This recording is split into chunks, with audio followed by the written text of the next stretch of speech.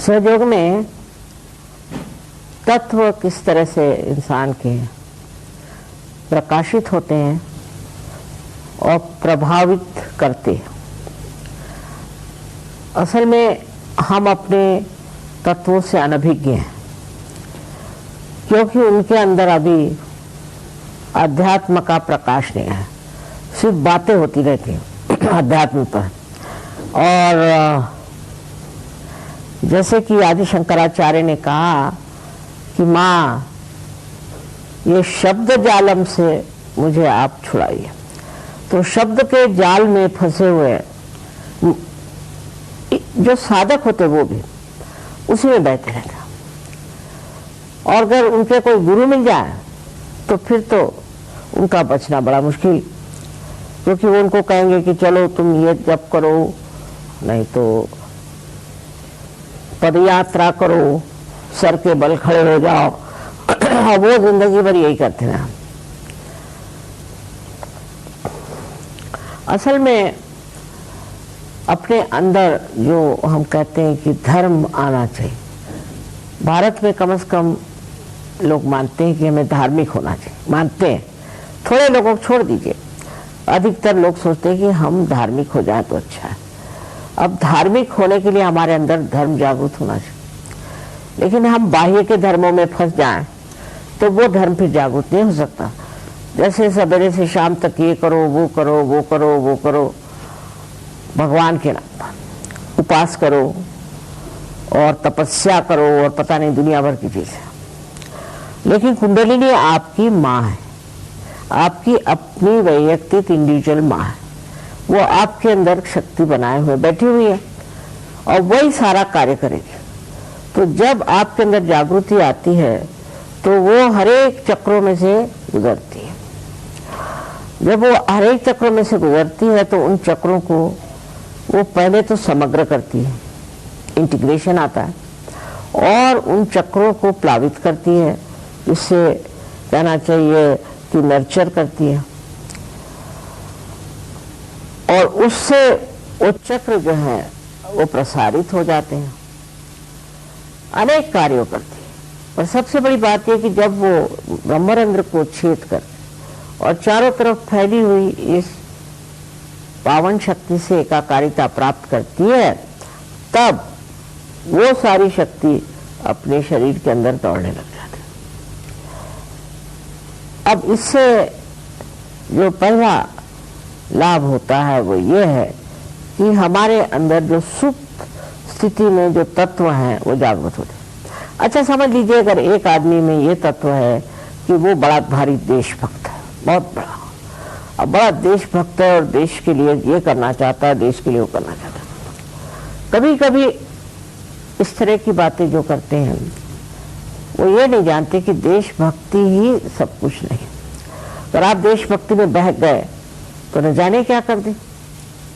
और आप किसी भी एक चीज को सोच लें कि यही हमारा परम कर्तव्य है, एक चीज को, तो आपका एक ही तत्व बढ़ेगा और उससे बाकी के तत्व जो हैं वो खत्म हो जाएंगे। अब जैसे एक आदमी है, वो ये कि मेरे दफ्तर मुझे बहुत संभालना है, तो वो अपनी बीवी को बिल्कुल ही छोड़ देगा, बच्चों का ख्याल ही नहीं करने वाला, और चाहेगा कि मेरी जिंदगी जो है वो मेरी अपनी है, मैं जैसा रखूं। तो आपने शादी क्यों करी? आपके बाल बच्चे क्यों हुए हैं? उनको भी कुछ देना चाहिए, उनको भी संभालेगा। तो जिसको कहना चाहिए कि सर्वांगीण उन्नति जब होती है मनुष्य की, तो वो किसी भी चीज को निग्लेक्ट नहीं करता, किसी भी चीज की वो छोड़ता नहीं। जैसे कि पति है उनको भी देखें, बच्चे हैं उनको भी देखेंगे, और उनके रिश्तेदार हैं उनको भी देखेंगे, और जितने भी लोग हैं सबको वो एक समझेंगे। तो ये जो हमारे अंदर भावना आ जाती है जब, तो सबसे पहले हम कहते हैं कि यह आदमी तो बड़ा ही बदल गया, देखिए कैसे सबके साथ इसने जनसंपर्क कैसे छाया है। अब अनेक चक्रों पे अनेक तरह की विशेषताएं और तत्व हैं, और सबसे पहला जो चक्र है उसकी विशेषता है कि अबोधिता, इनोसेंस, और दूसरी उसकी जो विशेषता है वो ये है कि प्यूरिटी, निर्मलता, निर्मलता के अवतार है। अब जिस आदमी में निर्मलता का मतलब ये नहीं कि आप नहाना धोना, पर निर्मलता माने हृदय की निर्मलता। जो आदमी अपना जीवन अपने गलत कामों में लगाता है और अपने मूलतः जो आपका स्वभाव ऐसा हो जाए कि आप औरतों की ओर देखें, औरतों के पीछे भागे, जिनको लंपटपना कहते हैं, वो लंपटपना जो है वो इस चक्र से आता है और उसके खराबी के कारण अनेक बीमारियां हो जाती हैं, अनेक तकलीफ होती है। सबसे बुरा तो इन्हीं इस चक्र का क्रोध है। वो इतना भयंकर होता है क्रोध कि उससे न जाने क्या क्या मनुष्य को बीमारियां हो सकती हैं। जैसे एड्स है अब हो गए या और भी जो गुप्त रोग हैं सारे उसी की वजह से होते हैं। तो जब कुंडलिनी जागृत होती तो आश्चर्य की बात है कि मूलाधार चक्र का उसमें कोई हाथ नहीं होता, क्योंकि कुंडलिनी तो ऊपर है उसके। तो होता क्या है कि कुंडलिनी को ये चक्र जगने ही नहीं देगा, जो आदमी ऐसा हो उठने ही नहीं देगा, क्योंकि उसमें जो बैठी हुई शक्ति है वो इसे रोकेगी। ऐसा आदमी बहुत मुश्किल है पार होना। तो सबसे बड़ी मूल चीज हमारे अंदर ये होनी चाहिए कि नैतिकता, और जिस इंसान में नैतिकता का अभाव होता है तो उसकी कुंडलिनी बड़ी कमजोर हो जाती है और वो बड़ी तकलीफ में फंस जाता है, क्योंकि इस तरह की बीमारियां हो गई, ये हो गया। और विलायत में तो ये है कि आप किसी से कुछ कहो तो कहते व्हाट्स रॉन्ग, इसमें क्या खराबी है। तो जब वो व्हाट्स रॉन्ग होता है तब वो जब उनको एड्स होगा तो व्हाट्स रॉन्ग, कुछ भी हो जाए तो व्हाट्स रॉन्ग। उस तरह का अगर हम लोग भी अपने जीवन का ऐसा तथ्य निकालें तो उससे आपका तत्व पूरा नष्ट हो जाएगा। प्रदेश में तो ये तत्व बहुत नष्ट हो चुका था, लेकिन अब सहयोग से काफी पनप रहे हैं। तो सबसे बड़ा ये है कि मनुष्य को मूल एक सभ्य गृहस्थ की तरह रहना चाहिए और सीमित अपने घर के पत्नी और ऐसी जो रिश्ते हैं उसको बहुत पवित्र समझ के उसमें रचना चाहिए। उससे ये तत्व जो है ठीक रहता है। पर जब कुंडलिनी जागृत होने लग जाती है और अगर किसी आदमी को समझ लीजिए दोष है तो ये चक्र जो है ये उठने नहीं देगा, ये कुंडलिनी को पूरी तरह से अवरुद्ध करेगा। वो आदमी चाहेगा कि हम चाहते हैं, वो बहुत कहेगा कि हमें तो पार होना है, लेकिन उसका जरा मुश्किल है पार होना। फिर उसके अंदर ये भावना आती कि आखिर मैं क्यों नहीं पार हो रहा हूँ, क्या बात है। तो उसके इलाज सहयोग में है, किस तरह से इस तत्व को फिर से जागरूक करना चाहिए, उसके इलाज हैं। और वो जब आप इलाज कर लेते हैं उसके बाद ठीक है।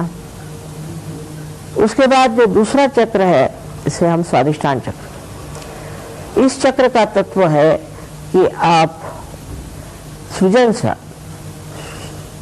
सृजनशाली हो जाते हैं, आपके सृजनता बहुत बढ़ जाती है।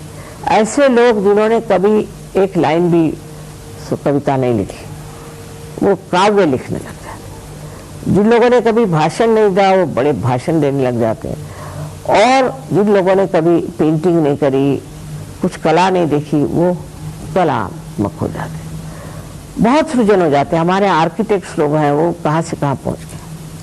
तो इंसान में सृजनता आ जाती है, क्योंकि वो अपनी सृजनता को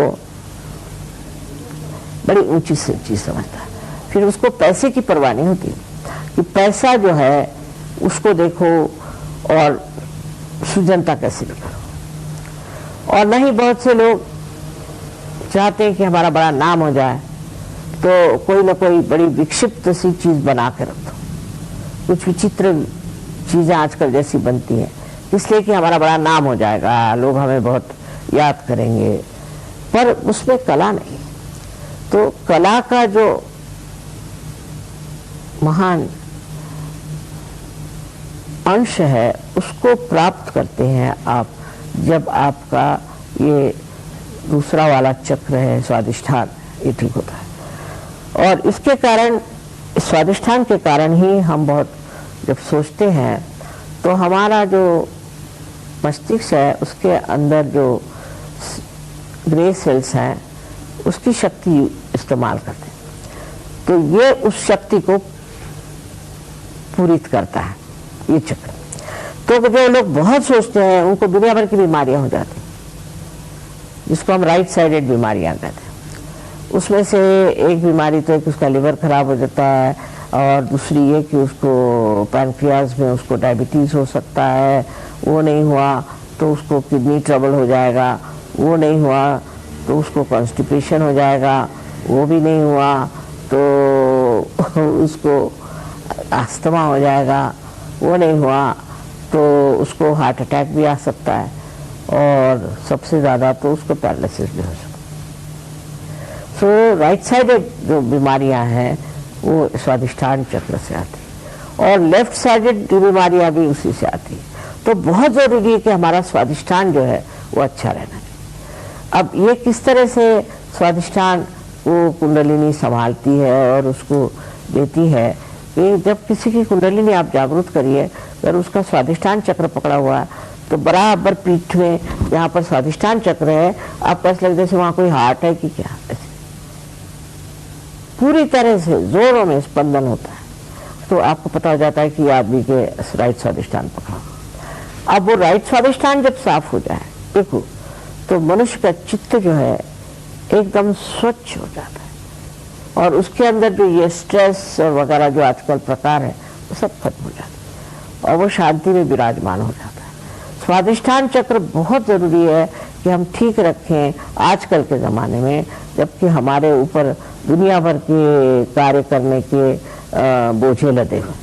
स्वादिष्ठान चक्र को ठीक रखने से मनुष्य कितना भी परेशान हो, कोई भी उसको तकलीफ हो, शांतिपूर्वक उसे देखता है साक्षी स्वरूप, और समझता है कि क्या खराब। और ये स्वादिष्ठान चक्र तो आजकल इतना खराब होता है, उससे इतनी बीमारियां होती, सब कुछ है, पर तो भी स्वादिष्ठान चक्र की कुछ विशेषता है कि कलयुग में ये बहुत ही बेकार। फिर उससे जो और भी बीमारियां होती हैं उसके डिटेल्स में मैं नहीं जाना चाहती, पर यही कहूंगी कि बीमारी के अलावा मनुष्य अत्यंत संतापी और गुस्से वाला होता है, राइट साइडेड। बात बात में वो तुनक मिजाज होता है, उसको बड़ा ही लगता है कि मैं इतनी पोजीशन का आदमी हूँ, मेरी कोई इज्जत नहीं करे।